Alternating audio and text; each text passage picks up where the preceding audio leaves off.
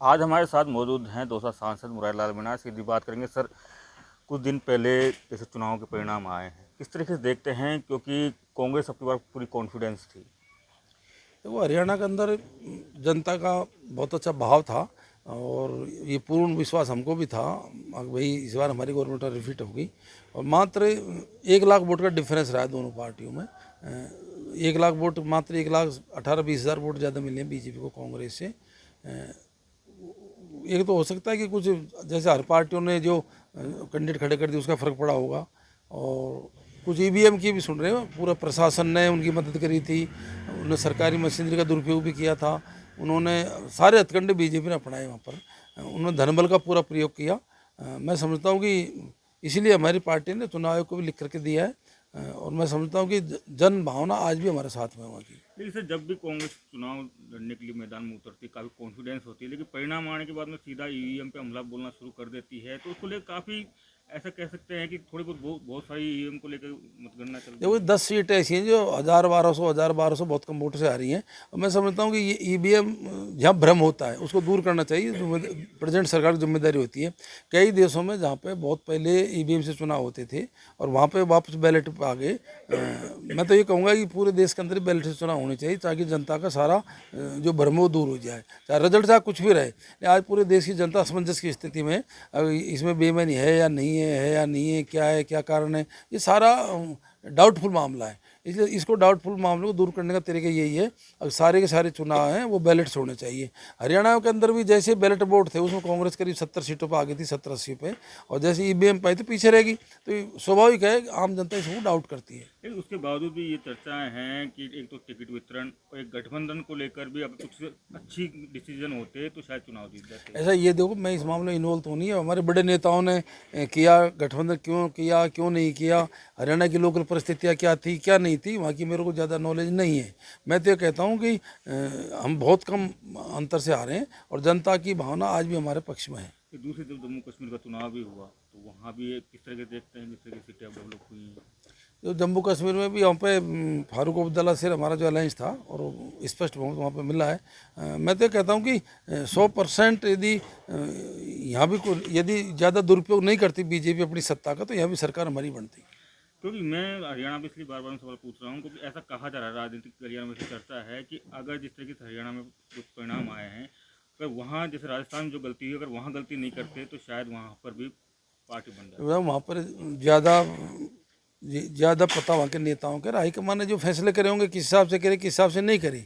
General जो message है ये है कि भाई वहाँ पे कुछ गलतियाँ हुई थोड़ी बहुत, उन गलतियों का हमको परिणाम भुगतना पड़ा, वो गलतियाँ नहीं होनी चाहिए। लेकिन जिस तरीके से लोकसभा चुनाव में जो परिणाम आए और अब हरियाणा में जो सीटों पे जो परिणाम है, क्या लगता है कॉन्फिडेंस डाउन हुआ है वापस एक बार, या सोचने की जरूरत नहीं है? नहीं, आम जनता का भावना बिल्कुल ठीक है। कांग्रेस के प्रति लोग समर्पित है। जो हमारी योजनाएं, हमारी स्कीमें, संविधान में विश्वास करते हैं, भारत के संविधान को बचाने की, रक्षा की बातें करते हैं। बीजेपी केवल झूठ के बल पर आधार पर वोट लेती है, ज़्यादा दिन नहीं चलने वाला ये। अभी फिर चुनाव आ रहा है, फिर देख लेना क्या रिजल्ट रहते हैं। अभी महाराष्ट्र का चुनाव है। मैं समझता हूँ कि ज़्यादा कोई बीजेपी का पूरे देश में इनके प्रति जनता का रुझान रहा नहीं है, अब खत्म होता जा रहा है।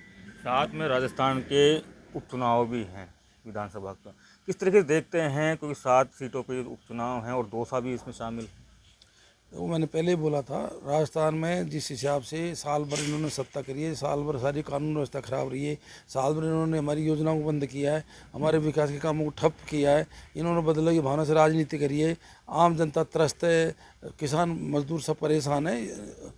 देखते हुए सारी सारी सीटों पर कांग्रेस जीतेगी। इसे फॉर्मूला क्या रहेगा टिकट वितरण का, क्या परिवार पे जाएगी या फिर परिवार ये से हट देखो, के ये आपको कोई बात परिवार की, करेगी? बिना परिवार की बातें नहीं होती। जिसके पक्ष में जनता होगी उसको टिकट मिलेगा। सारे कार्यकर्ताओं को फीडबैक से लिया जाएगा, कार्यकर्ता की सलाह से टिकट वितरण किया जाएगा। और मैं समझता हूँ कि हाईकमान सबकी सलाह से ही फैसला करेगा और वो फैसले अच्छे होंगे। लेकिन दौसा में ज़्यादा चुनौतियां हैं, क्योंकि दौसा में कांग्रेस की तरफ से बहुत लंबी लिस्ट है टिकट मांगने वाले की। ये इस बात का संकेत है कांग्रेस के प्रति लोगों में रुझान है। बीजेपी को किस तरीके से देखते हैं दौसा अब में? वहाँ पे खैर कांग्रेस में ज़्यादा टिकट मारते, टिकटार्थी ज़्यादा वहीं होते हैं जितनी संभावना होती है। बीजेपी में दम नहीं होगी, इसलिए कोई टिकट ही नहीं मांग रहा। ये बार बार में जिस तरीके से कुछ घटनाक्रम ऐसे हुए राजस्थान की राजनीति में, तो एक बार फिर किरोड़ीलाल मीणा चर्चाओं में आ गए हैं। पहले एक बात चल रही थी कि शायद उनको ऐसा डिप्टी मेरे सीएम को, बना दिया मैंने पहले जाएगा। बोला था, किरोड़ीलाल जी की बड़े नेता हैं, बीजेपी के बड़े नेता हैं, उनकी पार्टी अलग है, मेरी पार्टी अलग है, मैं उनके बारे में ज़्यादा बात नहीं करता। मांगे ये भी उठ रही है, जो SI भर्ती पेपर लीक हुआ था उसको रद्द करने की मांगे चल रही हैं काफ़ी। ऐसा सरकार बीजेपी की सरकार को सबको फैसले करने चाहिए, ढंग के फैसले करने चाहिए, जनहित में, बच्चों के हित में, सबको सोच के फैसले करने चाहिए। उनको अब उनका काम है ये। देखो, बीजेपी पार्टी न तो भारतीय संविधान विश्वास करती है, न प्रजातंत्र विश्वास करती है। ये प्रजातंत्र का गला घोटते हैं। इन्होंने पहले लाल टूट का चेयरमैन हटाया, महुआ का सस्पेंड किया, हमारे दौसा का चेयरमैन सस्पेंड किया, राजस्थान में इन्होंने बहुत से चेयरमैनों को हटा दिया। प्रजातांत्रिक व्यवस्था के तहत चुने हुए चेयरमैनों को इस तरह से हटाना गलत है। यहाँ तक कि इन्होंने हमारा जो वार्ड पार्षद का चुनाव था और पोलिंग पार्टियाँ चली गई थी, वो चुनाव को कैंसिल कर दिया। ये सब विधानसभा चुनाव को ध्यान में रखते हुए एक तरह से प्रजातंत्र का गला घोट रहे हैं। जनता सब समझती है और इन सब चीज़ों का जवाब आने वाले विधानसभा चुनाव में जनता इनको देगी। लेकिन जिस तरीके से जो जांच हुई उसमें ऐसा आरोप लगाया गया बीजेपी की तरफ से काफ़ी करप्शन हुआ था नगर परिषद ऐसा में।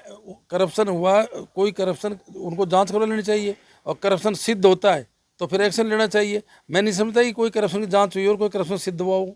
उनको तो केवल सस्पेंड करने, क्या देखो क्या स्थिति हो रही है। महुआ का सस्पेंड कर दिया, यहाँ का सस्पेंड कर दिया, राजस्थान में जगह सस्पेंड कर दिए, जयपुर के सस्पेंड कर दिए।